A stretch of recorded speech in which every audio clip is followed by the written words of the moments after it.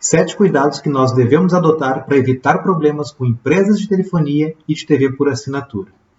Olá, meu nome é Eduardo Martins, eu sou advogado e direito do consumidor é uma das áreas que nós atuamos aqui no escritório. Há uns 3 anos eu escrevi um artigo exatamente sobre isso, pontuando alguns cuidados, algumas dicas que todo cliente, todos nós devemos adotar para evitar esse tipo de problema. Como a gente vai ver mais adiante, esse tipo de cuidado, ele pode ser útil tanto para evitar problemas com empresas de telefonia, TV por assinatura, alguma loja, mesmo que física, compras pela internet, enfim, são atitudes que a gente deve adotar para evitar esse tipo de problema. A primeira dica é sempre solicitar a gravação das ligações telefônicas que forem feitas. O que acontece? Muitas vezes a gente entra em contato com a empresa, ou a própria empresa entra em contato conosco e faz uma proposta, a gente adere a alguma proposta ou contrata um serviço e no final das contas, quando a gente vai ver na fatura seguinte, esse serviço não foi contratado ou foi contratado de uma forma errada, um desconto que foi prometido não foi concedido e a gente não tem essa prova para fazer. Porque muitas vezes o atendente vai lá, faz um registro qualquer e isso não se torna efetivo, não consta na fatura do consumidor. E a prova disso fica prejudicada, porque afinal de contas fica a palavra de um contra a de outro. Então qual é a dica? Sempre solicitar a gravação dessas ligações. Como é que se procede isso? Sempre que a gente entra em contato com a empresa, recebe o número de protocolo, e esse número de protocolo vai servir para amparar esse pedido de gravações. Elas são obrigadas a fornecer essas gravações telefônicas e elas podem expedir tanto pelos correios, numa mídia, num CD, ou disponibilizar um arquivo online, né, para que a gente possa baixar. É importante apenas cuidar que esse pedido de gravação deve respeitar um prazo. As companhias têm a obrigação legal de ter a guarda dessas gravações por até 3 meses. Nós sabemos que na prática elas nunca se desfazem dessas gravações, elas mantêm esse arquivo por muito tempo, né? Se não para sempre.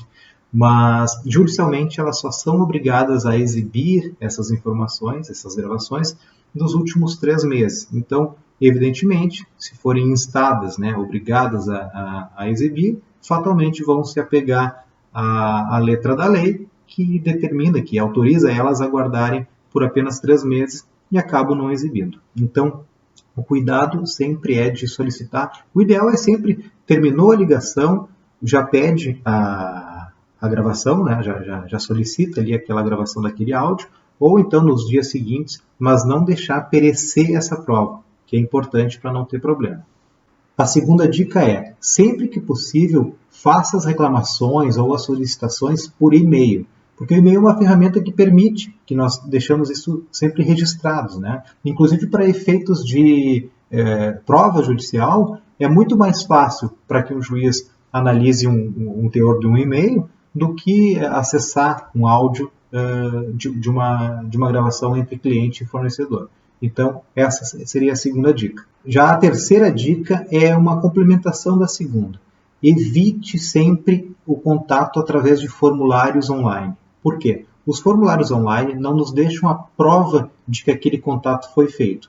Salvo se a empresa tem algum protocolo, algum cuidado no sentido de dar um feedback, né, um retorno para o cliente, mandando um e-mail dizendo que sua mensagem foi recebida.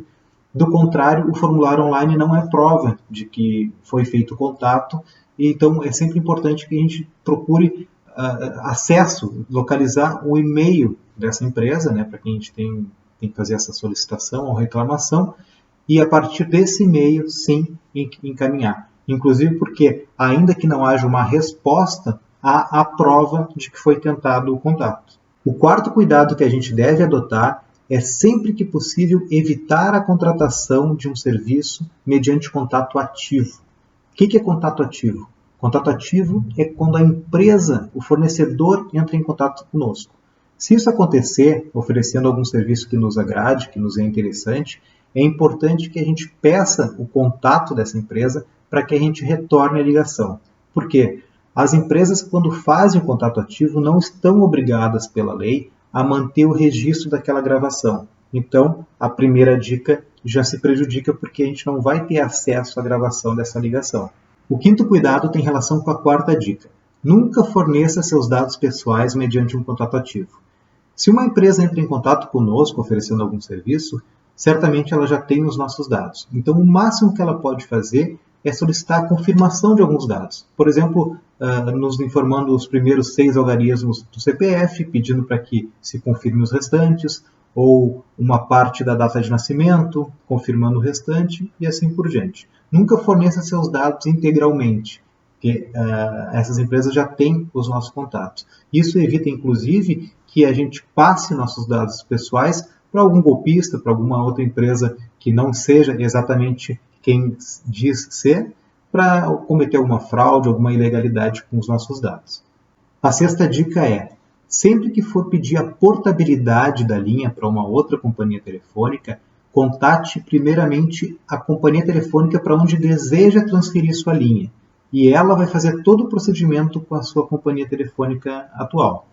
Nunca cancele sua linha na sua companhia telefônica atual e solicite a portabilidade, porque nesse caso você já vai ter perdido aquele seu número de linha telefônica e não vai ser mais possível recuperar. Então, primeiro se contata a empresa para onde quer migrar, para onde quer fazer a portabilidade, e essa empresa entra em contato com a sua empresa atual para efetivar essa portabilidade.